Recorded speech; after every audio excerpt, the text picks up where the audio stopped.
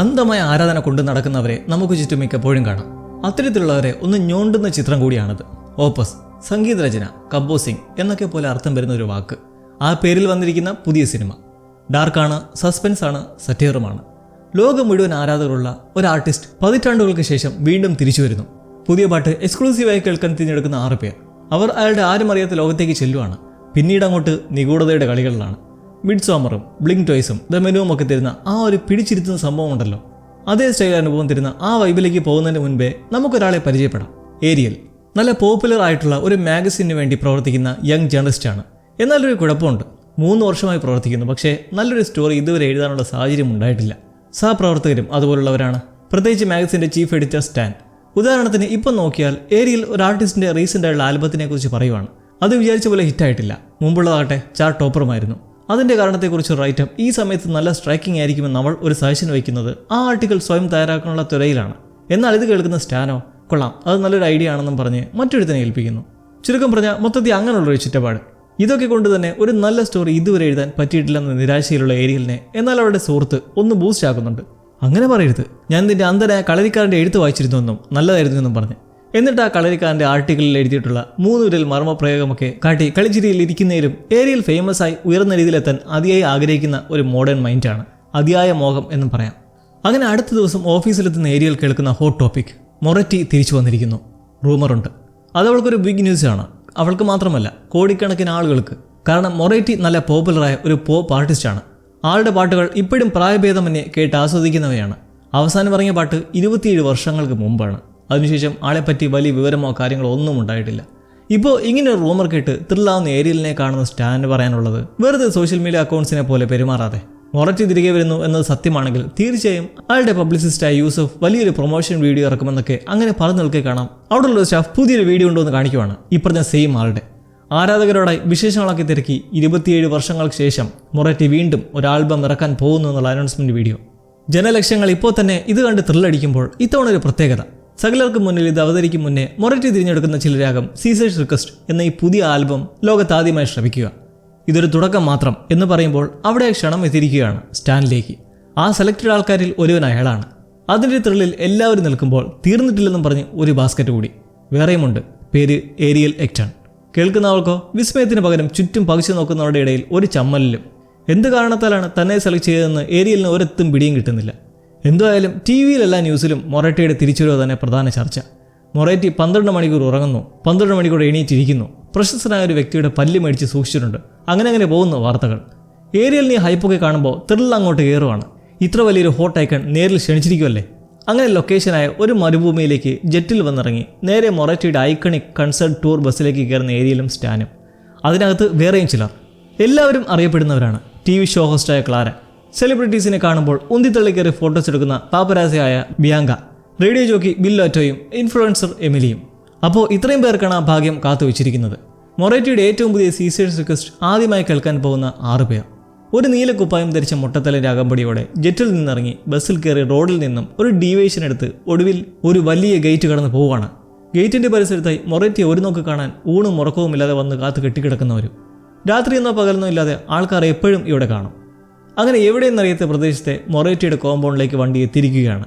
എന്നാൽ ബസ്സിൽ വെച്ച് ഏരിയലിന് സ്റ്റാനിൽ നിന്നും ചില ഇൻസ്ട്രക്ഷൻസ് കിട്ടിയിട്ടുള്ളത് എന്താണെന്ന് വെച്ചാൽ കൗതുകമുണർത്തുന്ന കാര്യങ്ങൾ എന്തവിടെ കണ്ടാലും നോട്ടിൽ എഴുതി വെക്കുക. ഈ വീക്കെൻഡ് കഴിയുമ്പോൾ അതെല്ലാം നോക്കി അയാൾക്കൊരു ലേഖനം തയ്യാറാക്കാനാണ്. ഇതിപ്പോൾ അയാളുടെ രീതി കണ്ടാൽ കൂടെ കൂട്ടിക്കൊണ്ടുവന്ന പോലെയാണുള്ളത്. സാക്ഷാൽ മൊററ്റിയുടെ ക്ഷണത്തിൽ വരുന്നവളാണ് ഏരിയൽ. പക്ഷെ അതിലൊന്നും കാര്യമില്ല, മുതലാളിയല്ലേ, പറയുന്നതിനെ തലയാട്ടുക തന്നെ. ചെന്നിറങ്ങുമ്പോൾ ആ മുട്ടത്തലേനെ പോലെ തന്നെ അവിടെയുള്ള സകലരും നീല കുപ്പായമാണ് ധരിച്ചിരിക്കുന്നത്, ഒരു യൂണിഫോം എന്ന പോലെ. ആദ്യം തന്നെ വന്നിട്ട് എല്ലാവരുടെയും ഫോൺ മേടിച്ച് വയ്ക്കുവാണ്, പോവാൻ നേരം തിരിച്ചു തരാമെന്ന് പറഞ്ഞുകൊണ്ട്. റീസൺ, ഒരു ഡിസ്ട്രാക്ഷനും ഇല്ലാതെ ഇവിടെയുള്ള മധുര നിമിഷങ്ങൾ തീർത്തും അനുഭവിച്ചറിയുക. യോഗയും അമ്പെയ്ത്തും പെയിൻറ്റിങ്ങും കുതിരകളും, മൊത്തത്തിലൊരു ശാന്തമായ റിലാക്സിങ് വൈബൊക്കെയുള്ളൊരു സ്ഥലം. അങ്ങനെ രാത്രി അത്താഴ സമയത്തോട് അടുക്കുമ്പോൾ അവിടെയുള്ള അന്തേവാസികളും കൂടെ നമ്മുടെ പുതിയ 6 പേരും ഈഗർലി വെയിറ്റിംഗ് ആണ് ആ ക്ഷണത്തിനായി. മൊററ്റി മൊട്ടയും മുഖവുമൊക്കെ മേക്കപ്പ് ചെയ്തങ്ങനെ പ്രത്യക്ഷപ്പെട്ടിരിക്കുകയാണ്. നല്ല പ്രായമുണ്ട്. അയാൾ വന്നു നിന്ന് പണ്ട് ബോക്സർ മുഹമ്മദ് അലിയും ചക് നോറിസും ബാക്ക് സ്റ്റേജിൽ വന്നപ്പോഴുണ്ടായ അനുഭവം എന്ന് പറഞ്ഞ് കുറെ വെടിയടിച്ച ശേഷം 6 പേരെയും കൺഗ്രാജുലേറ്റ് ചെയ്ത് തന്റെ 18ാമത്തെ ആൽബമായ സീസേഴ്സ് റിക്വസ്റ്റ് ആദ്യം കേൾക്കാൻ ഭാഗ്യം ലഭിച്ചവർക്ക് സ്വാഗതം അർപ്പിക്കുന്നു. തുടർന്ന് അവരുമായി പരിചയപ്പെടുമ്പോൾ എന്നാൽ ഏരിയയിൽ അവിടെയുള്ള ഓരോന്നിനെയും പറ്റി എഴുതുകയാണ്. 5 പേരും മൊററ്റിക്കൊപ്പം ഇരിക്കുമ്പോൾ ഒരു കൊച്ചു പെൺകുട്ടി വിളിച്ച് മറ്റൊരിടത്തായി ഇരുത്തുന്ന ഏരിയയിലും ആഹാരത്തിന് മുന്നേ ഇവർക്കൊരു ആചാരമുണ്ട്. ഒരു വലിയ ബൺ, അപ്പം, ടേബിളിൻ്റെ ഒരു വശത്തുനിന്ന് തുടങ്ങി ഓരോരുത്തരും ചെറു കടിയോടെ പാസ് ചെയ്യുന്ന പരിപാടി. അത് കഴിഞ്ഞ ഉടനെ വിഭവസമൃദ്ധമായ ഭക്ഷണങ്ങളെ കൊണ്ട് നിറയുവാണ് അവിടെ മൊത്തവും. ഏരിയലിന് ആഹാരത്തെക്കാൾ പ്രധാന പണി കിട്ടിയിരിക്കുന്നത് കൊണ്ട് അവിടെയുള്ള ഓരോന്നിനെയും പറ്റിയും ഒപ്പിയെടുക്കാനുള്ള ബുദ്ധിയിലാണ്. ജെറ്റിൽ വന്നിറങ്ങിയത് മുതൽ കൂടെ ഉണ്ടായിരുന്ന മൊറേറ്റിയുടെ സേവകൻ യോർഗ് അവരുടെ അടുത്ത് തന്നെ ഇരിപ്പുണ്ട്. പരസ്പരം ഒന്ന് പരിചയപ്പെട്ടിട്ട് ഈ സംഭവങ്ങളെക്കുറിച്ചെല്ലാം പിന്നീട് ഒരു ആർട്ടിക്കിൾ തയ്യാറാക്കാൻ കുറച്ച് അനുഭവങ്ങൾ പങ്കുവയ്ക്കുമെന്ന് ചോദിക്കുമ്പോൾ യോർഗ് ഒന്ന് ആലോചിച്ചിട്ട് അയാളെക്കുറിച്ച് പറയുന്നു. യോർഗ് ഒരു മ്യൂസിക് ടീച്ചറായിരുന്നു. അങ്ങനെ ഇരിക്കെ സ്വന്തം താല്പര്യപ്രകാരം കുട്ടികൾക്ക് മൊറേറ്റിയെ ഫോക്കസ് ചെയ്ത് ഓരോന്ന് പറഞ്ഞു കൊടുക്കാൻ തുടങ്ങി. ഒരു ദിവസം സെക്കൻഡ് പീരീഡിൽ ക്ലാസ് എടുത്തുകൊണ്ടിരിക്കുമ്പോൾ ഒരറിയിപ്പ് വന്നു. സാക്ഷാൽ മൊറേറ്റി സംസാരിക്കണമെന്ന് പറഞ്ഞ് കോൾ ചെയ്തതായി. ഏതോ പ്രാങ്ക് എന്ന് കരുതി ഫോൺ എടുത്തതും ഞെട്ടിപ്പോയി. സാക്ഷാൽ മൊറേറ്റി തന്നെയായിരുന്നു അത്. പിന്നൊന്നും നോക്കിയില്ല. അദ്ദേഹം പറഞ്ഞപടി അടുത്ത ദിവസം തന്നെ ജോലി നിർത്തി ഇവിടേക്കെത്തി. ഇപ്പോൾ ഇവിടെയുള്ള കുട്ടികൾക്ക് സംഗീതം പഠിപ്പിച്ചുകൊണ്ടിരിക്കുന്നു. സംഗീതം പഠിപ്പിക്കാൻ മാത്രമല്ല, ഇവിടെ വേറെയും കാര്യങ്ങൾ പഠിപ്പിക്കാൻ അധ്യാപകരുണ്ട്. പെയിൻറ്റിങ്, അമ്പെയ്ത്ത്, അങ്ങനെ കലാപരമായ ഓരോരോ കഴിവുകൾ കുട്ടികൾക്ക് അൺലോക്ക് ചെയ്യാനുള്ള ശരിയായ സ്ഥലമാണിത്. ഇവരുടെ ഈ ഒരു ഗ്രൂപ്പിനെ സ്വയം വിളിക്കുന്നത് ലെവലിസ്റ്റ് എന്നും. ഏരിയലിന് ഇതെല്ലാം കേൾക്കുമ്പോൾ വിശ്വസിക്കണോ വേണ്ടേ എന്നുള്ള നിലപാടാണ്. ഈ ലെവലിസ്റ്റ് കൊണ്ട് ഉദ്ദേശിക്കുന്നത് എന്താണെന്ന് ചോദിക്കുമ്പോൾ യോർഗിന്റെ വായിൽ നിന്ന് വരുന്നാകട്ടെ സൃഷ്ടികൾ തടയിടുന്നതിനെ തടുക്കുന്നതിനും പ്രാപ്തമാക്കാൻ ക്ലേശമുള്ളവരെ സംരക്ഷിക്കുകയും ചെയ്യുന്ന ഒരേ ഒരു ആത്മീയ വഴി. ഇത് കേൾക്കുന്ന ഏരിയലിനും നമ്മളെപ്പോലെ തന്നെ ഒന്നും മനസ്സിലായിട്ടില്ല എന്നവരുടെ മുഖം കണ്ടാൽ അറിയാം. യോർഗിനെ ആരോ വന്ന് വിളിച്ചുകൊണ്ട് പോയതിന് പിറകെ ഭക്ഷണം കഴിഞ്ഞ് ഓരോന്ന് കുറിച്ചുകൊണ്ടിരിക്കുന്ന ഏരിയലിന് അടുക്കലേക്ക് മൊറേറ്റി എത്തുന്നു. ഒന്ന് പരിചയപ്പെട്ട് തന്നെ തിരഞ്ഞെടുത്തതിൽ അവൾ നന്ദി പറഞ്ഞ് ആ മൊമെന്റ് കഴിയുമ്പോൾ ഈ 6 പേർക്കും ഇനി എന്താണെന്ന് ലെവലിസ്റ്റിലെ മുടി പിന്നിട്ടിരിക്കുന്ന ഒരുവൻ പറഞ്ഞു കൊടുക്കുന്നു. എല്ലാവർക്കും ഒപ്പം ഒരു പരിചാരകനുണ്ടാവും. അവർ താമസത്തിനുള്ള മുറി കാട്ടും. എന്താവശ്യമുണ്ടെങ്കിലും പറയാൻ മടിക്കരുത്. ഇങ്ങനെ പറഞ്ഞ് ഇന്നു മുതലുള്ള 3 ദിവസങ്ങളിൽ എന്തൊക്കെ പ്രോഗ്രാംസ് ആണ് ഇക്കൂട്ടർക്ക് അറേഞ്ച് ചെയ്തിട്ടുള്ളതെന്നുള്ള ഒരു കാർഡ് നൽകി ഓരോരുത്തരെയും റൂമിലേക്ക് അയക്കുവാണ്. ഇവിടെയുള്ള മിക്കവരുടെയും കയ്യിൽ എങ്ങനെയോ ഉണ്ടായിട്ടുള്ള ചില മുറിപ്പാടുകൾ കാണാം. ഏരിയൽ മുറിയിലെത്തി ബാഗ് നോക്കുമ്പോൾ അതിലവളുടെ ലാപ്ടോപ്പില്ല. മികച്ച അനുഭവത്തിനായി എടുത്തു മാറ്റിയതാണെന്നും പോകുമ്പോൾ തിരികെ തരാമെന്നും ഒരു മെസ്സേജ് കാർഡ് അതിന് പകരം. കുഴപ്പമില്ലെന്ന രീതിയിൽ ഏരിയൽ അവിടെ വെച്ചിട്ടുള്ള സോങ് പേർ ഓണാക്കുവാണ്. മൊറേറ്റിയുടെ ഏറ്റവും പുതിയ ആ ഗാനം. സകലരും ആസ്വദിച്ച് കേൾക്കുമ്പോൾ ഇതെല്ലാം ക്യാമറയിൽ വീക്ഷിക്കുന്ന ഒരു ടീം അവിടെ വേറെയുണ്ട്. എന്നാൽ ബില്ലാറ്റോ പാട്ട് കേൾക്കുന്നതിൽ നിന്ന് വ്യത്യസ്തമായി ഒരു മസാജ് സെഷനിലാണ്. ഇദ്ദേഹത്തിൻ്റെ കാര്യമെടുത്ത് നോക്കിയാൽ മുമ്പൊരിക്കൽ മൊറേറ്റിയെ പബ്ലിക്കായി കളിയാക്കിയിട്ടുള്ള ഒരാളും കൂടിയാണ്. മരിച്ചുപോയ ഓമനപ്പട്ടിയെ സ്റ്റഫ് ചെയ്ത് വെച്ചതിനെ പരിഹസിച്ചുകൊണ്ട് ശാന്തമായ മസാജിൽ ഏർപ്പെട്ടിരിക്കെ പെട്ടെന്ന് ആരോ ടേപ്പ് എടുത്ത് അളക്കുന്നത് പോലെ എണീക്കാൻ തുടങ്ങുന്നതും ആരൊക്കെയോ ബലം പിടിച്ചിട്ട് കട്ടർ ഓണാക്കുന്ന ശബ്ദം. അത് അയാളുടെ ശരീരത്തിലേക്ക് മുട്ടിക്കാൻ തുടങ്ങുന്നത് ആ ശബ്ദം വഴി നമുക്ക് മനസ്സിലാക്കാം. ഈ സ്ഥലം പ്രശ്നമാണ്. കാലത്ത് ജോഗിങ്ങിന് പോകാൻ ഒരുങ്ങുന്ന ഏരിയലിൻ്റെ കൂടെ തന്നെ അവളുടെ കെയർ ടേക്കർ നടക്കുകയും ഓടുകയും ചെയ്യുന്നതിൽ അവൾക്ക് എന്തോ ഒരു ഇറിറ്റേഷൻ. കാരണം ഇങ്ങനെ അങ്ങ് നിരീക്ഷിക്കാൻ വലിയ പ്രശ്നക്കാരിയൊന്നും അല്ലല്ലോ. ആ മനോഹര പ്രദേശത്തോടെ അവൾ ഓടുമ്പോൾ കാണുന്ന ഓരോ ശാന്തമായ കാഴ്ചകൾ. ചിത്രം വര, മൺകലമുണ്ടാക്കുന്നു, സംഗീതം ആലപിക്കുന്നു, അങ്ങനെ ക്രിയേറ്റീവും ആർട്ടിസ്റ്റിക്കുമായ കുറേ കാഴ്ചകൾ. എല്ലാവർക്കും ഏരിയലിനെ കാണുമ്പോൾ സന്തോഷഭാവങ്ങൾ. അങ്ങനെ ജോഗ് ചെയ്ത് പൂളിനടുക്കലിരിക്കുന്ന മൊറേറ്റിയെ കണ്ട് ഗ്രീറ്റ് ചെയ്ത് ചിറ്റ്ചാറ്റൊക്കെ നടത്തി പാട്ട് നന്നായിരുന്നു എന്ന അഭിപ്രായം പറയുവാണ്. കുറച്ച് ഫണ്ണിയായും തോന്നിയെന്ന് കൗതുകകരമായ ഫീഡ്ബാക്കിൽ അതേപ്പറ്റി മൊറേറ്റി ഇരുത്തി ചോദിച്ചങ്ങനെ അടുക്കുമ്പോൾ ഏരിയൽ പതിയെ ഈ ഗ്രൂപ്പിൻ്റെ കാര്യത്തിലേക്ക് വരുവാണ്. ഈ ഒരു കമ്മ്യൂണിറ്റി, റിലീജിയൻ, ലെവൽ, അതിനെന്നു മുതലാണ് താങ്കൾ തുടക്കമിട്ടതെന്ന് ചോദിക്കുമ്പോൾ മൊറേറ്റി പറയുന്നത് അദ്ദേഹമല്ല, ഇതിനു മുന്നേ തന്നെ കാലങ്ങളായുള്ള ഒന്നാണെന്ന് മറുപടി. ഏരിയലിനെ അയാളൊരു സ്ഥലത്തേക്ക് കൂട്ടിക്കൊണ്ടു പോവുകയാണ്. അതിന് കാരണം അവളുടെ ഒരു ചോദ്യമാണ്. ക്രിസ്ത്യൻസ് പള്ളിയിൽ പോയി പ്രാർത്ഥിക്കും, മുസ്ലിംസ് മെക്കയിലേക്ക് പോകും. അതുപോലെ ഈ ലെവൽ എന്ന കമ്മ്യൂണിറ്റി എന്താ ചെയ്യാറുള്ളതെന്ന ആ ചോദ്യത്തിന് ഞങ്ങൾ ചെയ്യുന്ന ഒന്നുണ്ട് എന്ന് പറഞ്ഞ മൊറേറ്റി കുറച്ച് മാറി ഒറ്റപ്പെട്ട് നിൽക്കുന്ന കൂടാരത്തിലേക്ക് കൊണ്ടു ചെല്ലുമ്പോൾ അതിലൊരാളിരുന്ന് കുറേ കല്ലുമേക്കായുടെ തോടിളക്കിക്കൊണ്ടിരിക്കുകയാണ് കത്തിവെച്ചിട്ട്. ഇവിടെയുള്ള എല്ലാ വിശ്വാസികളും ചെയ്യാൻ വിധിക്കപ്പെട്ട ഒരു പ്രവൃത്തിയാണിതെന്നാണ് മൊറേറ്റി പറയുന്നത്. ഡൈവിംഗ് എന്ന ഈ പ്രക്രിയയുടെ ഉദ്ദേശം മാലകൾക്ക് വേണ്ടി എല്ലാവരും നാച്ചുറലായ മുത്തുകളാണ് ഉപയോഗിക്കുന്നത്. അത് കിട്ടാനാണ് ഈ കല്ലുമേക്കായ അത്രയും പൊട്ടിച്ച് നോക്കിയിരിക്കുന്നത്. ഇതും പറഞ്ഞു നിൽക്കെ പൊട്ടിക്കുന്നവൻ്റെ കയ്യിലേക്ക് കത്തിയിടിച്ച് കയറുവാണ്. ഉടനെ ഒരു തുണി വെച്ച് കെട്ടിയിട്ട് വീണ്ടും തുടരുകയാണ്. ഇപ്പോൾ ഇങ്ങനെ ചെയ്ത വഴി ഉണ്ടായതാണ് മുമ്പ് നമ്മൾ ഓരോരുത്തരുടെയും കയ്യിൽ കണ്ട പാടുകൾ, മൊറേറ്റിയുടേത് ഉൾപ്പെടെ. ഈ 100ഓളം ചീപ്പുകളിൽ നിന്ന് 1 or 2 മുത്ത് കണ്ടെടുത്ത് മാലയിൽ കോർത്തിടുന്നതിൽ എന്ത് പോയിന്റാണെന്ന ഡൗട്ടിൽ നിൽക്കുന്ന ഏരിയലിനോട് മൊറേറ്റി പറയുന്നതാകട്ടെ അത്രയും ക്ഷമയോടെ നോക്കി ഒടുവിൽ ഒരു ഷെല്ലിൽ നിന്ന് ഒരു മുത്ത് കിട്ടുമ്പോൾ അതിലൂടെ അവർക്ക് ലഭിക്കുന്ന സന്തോഷത്തിൽ ആ മടുപ്പും വെറുപ്പും മറഞ്ഞു പോകും. എല്ലാം ഒരുപോലല്ല എന്നുള്ള ലെവലിസ്റ്റിൻ്റെ ഒരു മെഡിറ്റേഷൻ രീതിയാണത്. ഏരിയൽ ഈ സംഭവത്തിൽ കൺഫ്യൂസ്ഡ് ആകുമ്പോൾ അടുത്തൊരു വരട്ടെ രീതി ദേണ്ട അവരുടെ റൂമിലേക്ക്. കുളിച്ചു കഴിയുന്നതും കുറച്ച് പേർ ഡ്രസ്സും മറ്റ് ഐറ്റംസുമായി അകത്തേക്ക് കടന്നു വരികയാണ് ഏരിയലിനെ അണിയിച്ചൊരുക്കാൻ. ഇതെല്ലാം എന്താണെന്ന് നിൽക്കുമ്പോൾ അവരുടെ കൂട്ടത്തിലെ ഒരുവൾ റേച്ചൽ ആ കാർഡ് എടുത്ത് കാണിക്കുന്നു. ഫാഷനിങ് ഘട്ടമാണിപ്പോൾ. കാർഡിൽ നോക്കിയാൽ പല പ്രോഗ്രാംസും മറ്റും കാണാം. Special food, Buffett, listening session, കുട്ടികളുടെ പാവകളി, അങ്ങനെ. ഇപ്പോഴത്തെ ഈ ഫാഷൻ സെഷനിൽ നിന്നെ ഒരു സുന്ദരിയാക്കി എടുക്കാമെന്ന് നിൽക്കുന്ന റേച്ചലിനോടും ഏരിയൽ ചോദിക്കുന്നുണ്ട് ഒരു ദിവസം പെട്ടെന്ന് മൊറേറ്റിയുടെ ഫോൺ കോൾ വന്ന് ഇവിടെ എത്തിപ്പെട്ടതാണോ എന്ന്. റേച്ചൽ എന്നാൽ സമയമില്ലെന്ന് പറഞ്ഞ് ഒഴിഞ്ഞു മാറിയിട്ട് ഒരു വിയേഡ് ചോദ്യം ചോദിക്കുവാണ്. ഏരിയലിലെ പ്യൂബിക് ഹെയറിനെ പറ്റി. മൊറേറ്റിക്ക് ചില പ്രത്യേക ഇഷ്ടങ്ങളുണ്ട്. ഒരു പ്രത്യേക തരത്തിൽ പുരുഷന്മാരും സ്ത്രീകളും പ്യൂബിക് ഹെയർ ഷേവ് ചെയ്ത് നിർത്തണമെന്നത് അതിലൊന്ന്. ഏരിയൽ അസ്വസ്ഥമായി എന്ത് പറയണമെന്നറിയാൻ നിൽക്കുന്നതും റേച്ചൽ ക്ലിയറാക്കുന്നു. മൊറേറ്റി ഒരിക്കലും കാണാൻ വേണ്ടി ചെയ്യുന്നതല്ലാതെ അദ്ദേഹത്തിൻ്റെ ഒരു ആചാരം എന്ന പോലെ മാത്രം. അങ്ങനെ പരിപാടിയെല്ലാം കഴിഞ്ഞ് വെൽ ഡ്രസ്ഡായി പുറത്തു വരുന്നതും മറുകൂട്ടരും അതേപോലെ തന്നെ ഉടുത്തൊരുങ്ങി നിൽപ്പുണ്ട്. ഏരിയൽ അവരോടും ഈ പ്രത്യേക ആചാരം നടത്തിയെന്ന് ചോദിച്ച് ഉറപ്പുവരുത്തി നിൽക്കെ യോർഗെത്തി അടുത്ത പരിപാടിക്കായി ലിസണിംഗ് റൂമിലേക്ക് പോകാൻ ക്ഷണിക്കുന്നു. എന്നാൽ കൂട്ടത്തിൽ ബില്ലാറ്റോ ഇല്ലാത്തതെപ്പറ്റി ചോദിക്കുമ്പോൾ അറിയുന്നത് അയാൾ ഒരു ദീർഘ മസാജിങ്ങിലാണെന്നും കുറച്ച് കഴിഞ്ഞ് ജോയിൻ ചെയ്യുമെന്നും. അയാൾക്ക് എന്തോ വലുതായി സംഭവിക്കുന്നതായി നമ്മൾ കുറച്ച് മുന്നേ കണ്ടിരുന്നു. 6 പേരും ലിസണിംഗ് റൂമിലേക്ക് കയറുമ്പോൾ മൊറേറ്റി അവിടെ ഹാജർ. ഡാൻസിങ് കോസ്റ്റ്യൂമൊക്കെ ധരിച്ചാണ് നിൽപ്പ്. അയാളുടെ തന്നെ ഒരു സോങ് പ്ലേ ചെയ്തിട്ട് സ്മോക്ക് ഇട്ട് ഒരു എനർജറ്റിക് പെർഫോമൻസ്. നമുക്ക് കാണുമ്പോൾ അതൊരു കോപ്രായവും. അങ്ങനെ അയാൾ എന്തൊക്കെയോ കാട്ടിക്കൂട്ടി നിൽക്കെ കൂട്ടത്തിലെ ഇൻഫ്ലുവൻസറായ എമിലിക്ക് എന്തോ അസ്വസ്ഥത പോലെ. അവൾ ശ്വാസം മുട്ടി ചുമയ്ക്കുന്നത് കണ്ട് എന്തോ അലർജി എന്നുള്ള നിഗമനത്തിൽ റേച്ചലിനോട് പറഞ്ഞ് പരിശോധിക്കാൻ വിട്ട ശേഷം മൊറേറ്റി തൽക്കാലത്തേക്ക് ഇത് നിർത്തി പുറത്തു പോകാമെന്ന് പറഞ്ഞിറങ്ങുന്നു. ഏരിയലാകട്ടെ തൻ്റെ ചീഫായ സ്റ്റാനിനെ അടുത്തറിയുന്ന ക്ലാരയോട് അയാളുടെ രീതിയെപ്പറ്റി ചോദിക്കുകയാണ്. കാരണം അവൾക്കും ഇവിടുത്തെ പറ്റി ഒരു ലേഖനം എഴുതിയാൽ കൊള്ളാമെന്നുണ്ട്. സ്റ്റാൻ ഒരു അലവലാതിയാണ്. നിനക്ക് എന്തെങ്കിലും എഴുതണമെന്ന് തോന്നുകയാണെങ്കിൽ തീർച്ചയായും എഴുതുക. ക്ലാരയുടെ ഈ വാക്ക് കേട്ട് കുറച്ച് ധൈര്യമൊക്കെ വന്ന് മൊറേറ്റിയുമായി സംസാരിച്ച് പിരിയുന്ന സ്റ്റാനിനെ വിളിച്ച് താല്പര്യം പറയുവാണ്. ചീഫ് ആർട്ടിക്കിളിന് വേണ്ടി ഇവിടുത്തെ കാര്യങ്ങളെല്ലാം നോട്ട് ചെയ്തതിൻ്റെ കൂടെ തന്നെ സെക്കൻഡറിയായി താൻ ഒരു ലേഖനം തയ്യാറാക്കിക്കോട്ടെ എന്ന്. ഈ ലെവലിസ്റ്റുകളെക്കുറിച്ച്, ഓരോരുത്തരുടെയും ഇവിടുത്തെ അനുഭവങ്ങളെക്കുറിച്ച്. സ്റ്റാൻഡ് നിലപാടോ നമുക്ക് വളരെ നല്ലൊരു സ്റ്റോറിയാണ് വേണ്ടത്. എൻ്റെ പേരിൽ പബ്ലിഷ് ചെയ്യുന്നെങ്കിലും അതിലൊരു പ്രധാന പങ്ക് നിനക്കാണ്. അതായത് പറഞ്ഞത് ചെയ്താൽ മതി എന്നർത്ഥം. ഇതൊരു കൾട്ടാണെന്ന് നിൽക്കുന്ന ഏരിയലിനോട് സ്റ്റാൻ എന്തായാലും ഇതിൻ്റെ എല്ലാം പിന്നിൽ സംഗീതവും സമാധാനവുമാണെന്നൊക്കെ പറഞ്ഞു നിൽക്കുന്നതും യോർഗ് ഉൾപ്പെടെയുള്ളവർ ചുറ്റും കൂടുന്നതും വില്ലുമായി ഒരു ബാലിനെ കൊണ്ടുവന്ന് നിർത്തിയിട്ട് അബദ്ധം പറ്റുകയാണെന്ന് പറഞ്ഞ് സോറി പറയിക്കുന്നു. ക്ലാരയും ബിയാങ്കയും അമ്പരന്ന് നിൽക്കെ ഏരിയലിനാകെ വെപ്രാളം. എന്തായാലും ഭാഗ്യത്തിൻ്റെ തോളിലാണ് അമ്പ് തറച്ച് കയറിയിരിക്കുന്നത്. അവിടുന്ന് സ്റ്റാൻഡിനെയും പൊക്കിക്കൊണ്ടുപോയി ഏരിയൽ റൂമിലേക്കും പോയി. പിന്നെ നമ്മൾ കാണുന്നത് രാത്രി കാഴ്ച. നല്ല ദേഷ്യത്തിൽ തന്നെ വരുന്ന അവൾക്ക് കെയർ ടേക്കർ ഒരു റൂം തുറന്നു കൊടുക്കുമ്പോൾ അതിലുണ്ട് മറ്റു മൂവരും. സ്റ്റാൻ കയ്യിലൊരു ബാൻഡേജും മറ്റിരുവരുമായി പാട്ടൊക്കെ ഇട്ടൊരു സ്മോൾ അടിച്ച് ജോളിയായി അങ്ങനെ ഇരിക്കുവാണ്. ഏരിയലിനെ കണ്ടപടെ നിന്നെ ശല്യപ്പെടുത്തണമെന്ന് കരുതി വിളിക്കാതിരുന്നതാണെന്നൊക്കെ പറയുമ്പോൾ അവൾ മുമ്പുണ്ടായ സംഭവത്തിൻ്റെ ചൂടിൽ തന്നെയാണ്. ഇത് മനഃപൂർവ്വം ചെയ്തതാണോ എന്ന് ശക്തമായി സംശയിക്കുന്നുണ്ട്. ഒന്നും അറിയാത്തൊരു സ്ഥലത്ത് കയ്യിലെ ഫോണും ലാപ്ടോപ്പും എല്ലാം മേടിച്ചു വെച്ചിപ്പോൾ ഓരോരുത്തരായി കാണാതാവുകയും ചെയ്തു. ഇതിലൊക്കെ എന്തോ ഒരു പ്രശ്നമുണ്ട്. നിങ്ങളെന്താ ഇതൊന്നും ഗവനിക്കാതിരിക്കുന്നതിന് ചൂടാവുന്ന ഏരിയലിനെ എല്ലാം നിനക്കുണ്ടായി ഷോക്കി തോന്നുകയാണെന്നും വന്ന് പാർട്ടിയിൽ ജോയിൻ ചെയ്യാനും പറഞ്ഞങ്ങനെ ഒരു ബലവുമില്ലാതെ സന്ദർഭം കഴിഞ്ഞുപോയി. ആ രാത്രിയിലെ അത്താഴ സമയം എല്ലാവരും ഇരിക്കെ മൊറേറ്റി അവിടേക്ക് അലമുറയിട്ട് കരഞ്ഞുകൊണ്ട് കയറി വരുന്നു. ലെവലിസ്റ്റ് എല്ലാം കഴിപ്പ് നിർത്തി നോക്കവേ എന്താ സംഭവം? അയാളുടെ ഒരു ഏകാംഗ നാടകമാണ് മൈം. വീണും കരഞ്ഞും ചിരിച്ചുമൊക്കെ തകർക്കുമ്പോൾ അതിനൊത്ത റിയാക്ഷനും വൈബും ഉണ്ടാക്കുന്ന അന്തേവാസികളും. ഏരിയലിന് ഇവിടുന്ന് എങ്ങനെയും പോയാൽ മതി എന്നായിരിക്കുവാണ്. ഉടനെ ഫോൺ കണ്ടുപിടിക്കുക. അടുത്ത ദിവസം കാലത്ത് മുൻപ് ജോയിങ്ങിനുണ്ടായ കെയർടേക്കറുടെ സർവൈലൻസ് ഇല്ലാതാക്കാൻ ജനലിലൂടെ ചാടിക്കടന്ന് ഫോൺ കണ്ടുപിടിക്കാൻ പോകുമ്പോൾ റേച്ചൽ കഥക് കുറേ മുട്ടിയിട്ടും തുറക്കുന്നില്ല.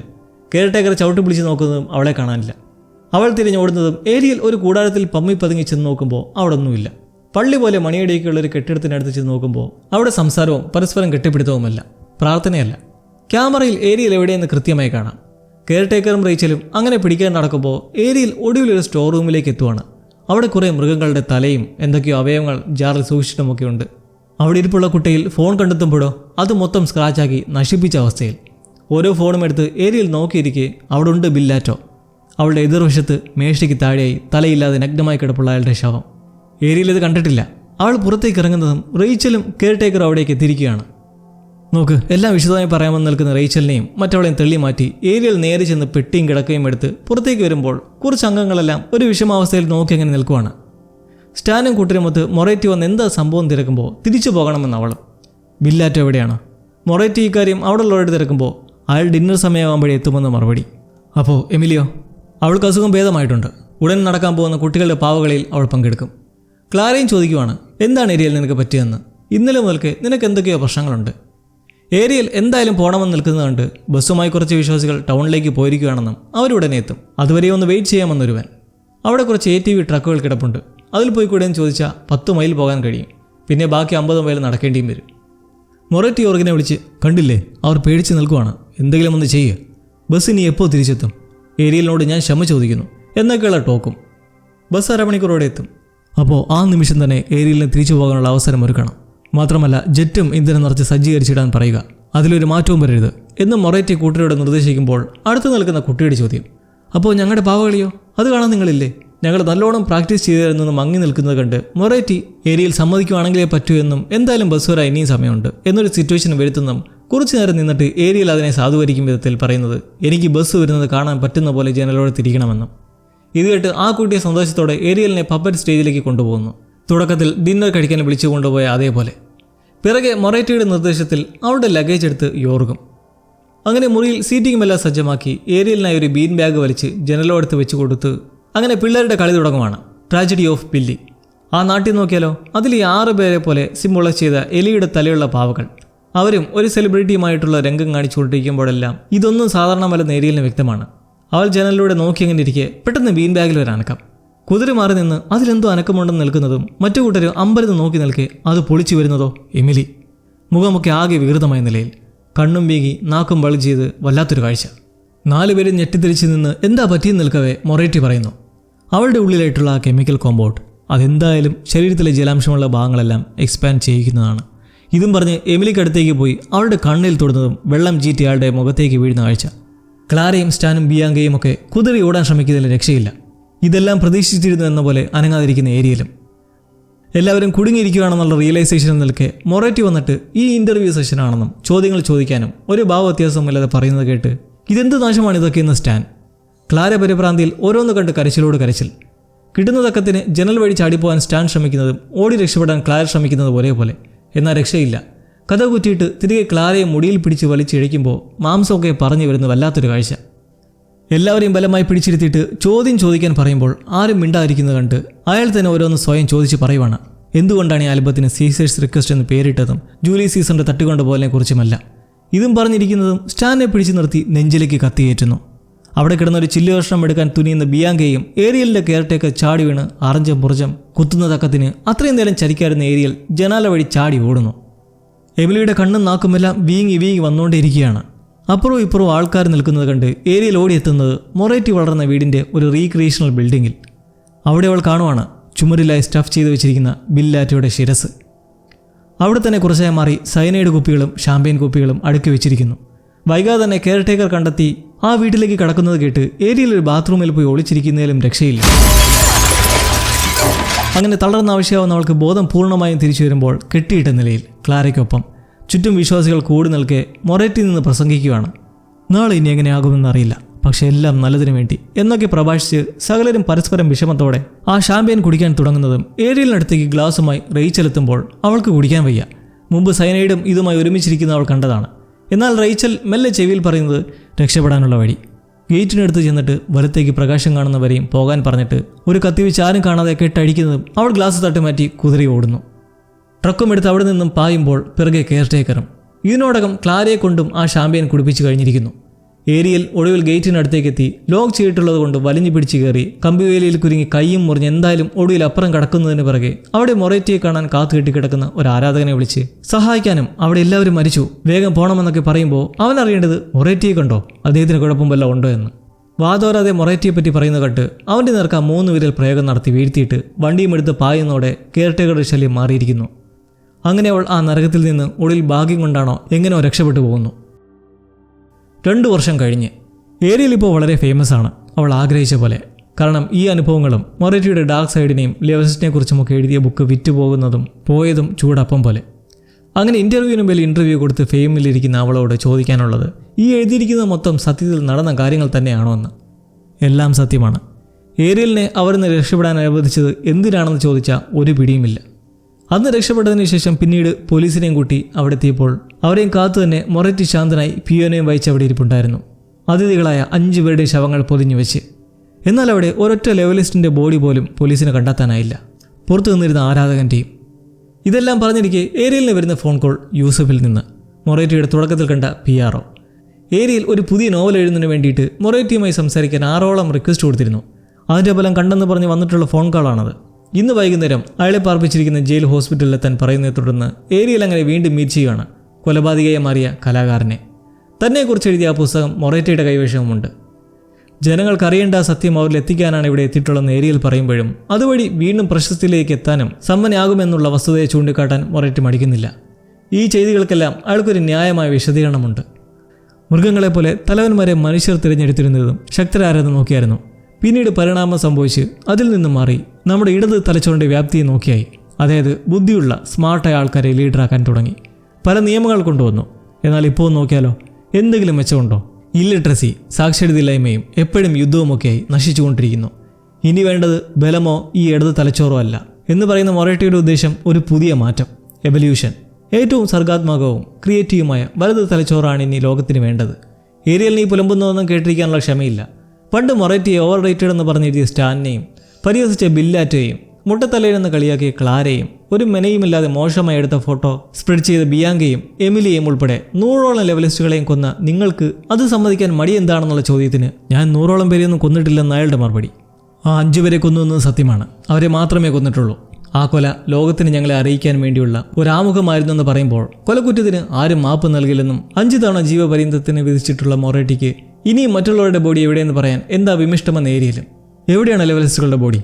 അവർ നമുക്ക് ചുറ്റുമുണ്ടെന്ന് പറയുമ്പോൾ നമ്മൾ കാണുകയാണ് ഓരോ വിശ്വാസികളും ജനങ്ങൾക്കിടയിൽ സാധാരണമായി ഇടപഴകി ഒത്തുചേർന്ന് പോകുന്നത്. കുട്ടികൾക്ക് അറിവ് പകർന്നു കൊടുത്തും ആൾക്കാർക്ക് പ്രചോദനം നൽകിയും സാധാരണക്കാരെ പോലെ ലെവൽ എന്ന ഈ കൾട്ട് വളർന്ന് പന്തലിക്കുന്ന നല്ലൊരു നാളേക്കായി കാത്തിരിക്കുന്ന വിശ്വാസികൾ. ഏരിയൽ സയനൈഡെന്ന് കരുതിയ ഗ്ലാസിൽ ഷാമ്പെയിൻ തന്നെയായിരുന്നു. ലെവലിനെ കുറിച്ച് ഏരിയലിനൊരു ഐഡിയ കൊടുത്ത് അറിഞ്ഞുകൊണ്ട് രക്ഷപ്പെടുത്തിയത് ഒരു പദ്ധതിയുടെ ആവിഷ്കാരമായിരുന്നു. ഫേമസ് ആവാൻ ദാഹിച്ചും അതിമോഹിച്ചും നടന്നിരുന്ന ജേർണലിസ്റ്റ് ഏരിയലിനെ 6-1 തിരഞ്ഞെടുത്തപ്പോൾ അവൾ ഇവർക്കുണ്ടാക്കിയ ഗുണമെന്തെന്നാൽ ലോകത്തെ അറിയിച്ചു മൊറേറ്റിയുടെ ഇങ്ങനൊരു കൾട്ടിനെക്കുറിച്ച്. ചൂടുപിടിച്ചതും വിവാദപരവുമായ ഒന്നായതുകൊണ്ട് തന്നെ ജനങ്ങൾക്കിടയിൽ ഇതെപ്പോഴും ഒരു ചർച്ചയായിരിക്കും. അതിലൂടെ പലരും ആരാധനാപാത്രത്തിൻ്റെ ലെവൽ എന്നതിനോട് ഒരു ആകാംക്ഷയും താല്പര്യവും പ്രകടിപ്പിക്കും. ഏരിയൽ അവളുടെ പ്രശസ്തിക്കും ഫെയിമിനും വേണ്ടി ഒരു ബുക്ക് എഴുതിയപ്പോൾ അത് മൊറേറ്റിക്കും ലെവലിനുമാണ് ഇപ്പോൾ ഏറെ ഗുണമുണ്ടാക്കിയിരിക്കുന്നത് എന്ന അബദ്ധത്തിൻ്റെ തിരിച്ചറിവിൽ ഒന്നും പറയാനാകാതെ തരിച്ചിരിക്കുന്ന ഏരിയൽ. ലോകം ചർച്ച ചെയ്യപ്പെട്ട സെലിബ്രിറ്റികൾ ഉൾപ്പെടുന്ന ക്രൂര കൊലപാതകങ്ങൾ ഒരു വഴിക്ക് ചർച്ച ചെയ്യപ്പെട്ടപ്പോൾ മറുവശത്ത് മൊറേറ്റിയുടെ സീസേഴ്സ് റിക്വസ്റ്റ് മില്യൺ കോപ്പീസ് വിറ്റഴിച്ച് റെക്കോർഡ് ബ്രേക്കറായി. ഇപ്പോൾ ഏറ്റവും കൂടുതൽ പേർ വായിച്ചുകൊണ്ടിരിക്കുന്ന നോവലിൻ്റെ റൈറ്റർ എന്ന് പറഞ്ഞ് ഒരു TV ഷോയ്ക്ക് ഏരിയലിനെ ആമുഖപ്പെടുത്തി ഇരുത്തുമ്പോൾ ആ അവതാരകയിൽ കാണുന്ന ഒരു ഞെട്ടിക്കുന്ന സംഭവത്തോടെ ഈ കഥയ്ക്ക് അന്ത്യമാവുകയാണ്. എന്തെന്നാൽ അവരുടെ കഴുത്തിലെ നാച്ചുറൽ മുത്തുകൾ കോർത്തിരിക്കുന്ന ആ മാല. മുന്നിലിരിക്കുന്ന അവതാരകയും ഒരു ലെവലിസ്റ്റാണെന്ന് കാട്ടുന്നത് വഴി മനസ്സിലാക്കി തരുന്നത് ലെവൽ എന്ന സോക്കോൾഡ് റിലീജിയൻ്റെ ലോകത്തിലെ കൺട്രോളിങ്ങിൻ്റെ മുന്നേറ്റമാണ്. നല്ലൊരു നാളേക്കായി 27 വർഷങ്ങൾക്ക് ശേഷം വീണ്ടും മൊറേറ്റി പ്രത്യക്ഷപ്പെട്ടപ്പോൾ അയാൾ മുമ്പത്തേതിൽ നിന്നും വ്യത്യസ്തനായി ഒരു കൾട്ട് ലീഡറായി തീർന്നിരുന്നു, ദൈവതുല്യനായി. ഈ സ്വയദൈവത്തിനെ മുമ്പ് വേദനിപ്പിച്ചവർക്ക് അതിൻ്റെ ഫലം അറിയിക്കുക എന്ന ഉദ്ദേശത്തിൽ ക്ഷണിച്ചപ്പോൾ വളർത്തുനായി സ്റ്റഫ് ചെയ്തതിൽ കളിയാക്കി ബില്ലാറ്റോയുടെ തലവെട്ടി അയാളുടെ മാതൃകാ വീട്ടിൽ സ്റ്റഫ് ചെയ്ത് വെച്ചതായി നമ്മൾ കണ്ടു. ഓവർ റേറ്റഡ് എന്നെഴുതിയ സ്റ്റാനിനെ അയാളുടെ വലത് കൈക്ക് പരിക്കേൽപ്പിച്ചും രസമില്ലാത്ത ഫോട്ടോ സ്പ്രെഡ് ചെയ്ത ബിയാങ്കയെയും കത്തിവെച്ച് കുത്തി കൊലപ്പെടുത്തിയപ്പോൾ മൊട്ടത്തലയൻ എന്ന കളിയാക്കി ക്ലാരയെ വിഷം കൊടുത്തില്ലാതാക്കി, അതും തലമുടി വലിച്ചു പറിച്ച ശേഷം. എമിലി ഒരു ഇൻഫ്ലുവൻസറാണ്. കഴിവുകൊണ്ട് മൊറേറ്റി ആരാധകരെ സ്വന്തമാക്കിയപ്പോൾ മോഡേൺ അറയിലെ ഓൺലൈൻ വഴി പറയാവുന്ന കഴിവുകളൊന്നുമില്ലാത്ത ഇൻഫ്ലുവൻസർ എന്ന ടാഗിലുള്ള പെൺകുട്ടി. ഇവളെന്തിനായിരിക്കും മൊറേറ്റി തിരഞ്ഞെടുത്തിട്ടുണ്ടാവുക? നിങ്ങളുടെ അഭിപ്രായം പങ്കുവയ്ക്കാൻ മറക്കണ്ട. അപ്പോൾ മറ്റൊരു കൾട്ട് ക്ലാസിക്കുമായി വീണ്ടും കാണാം.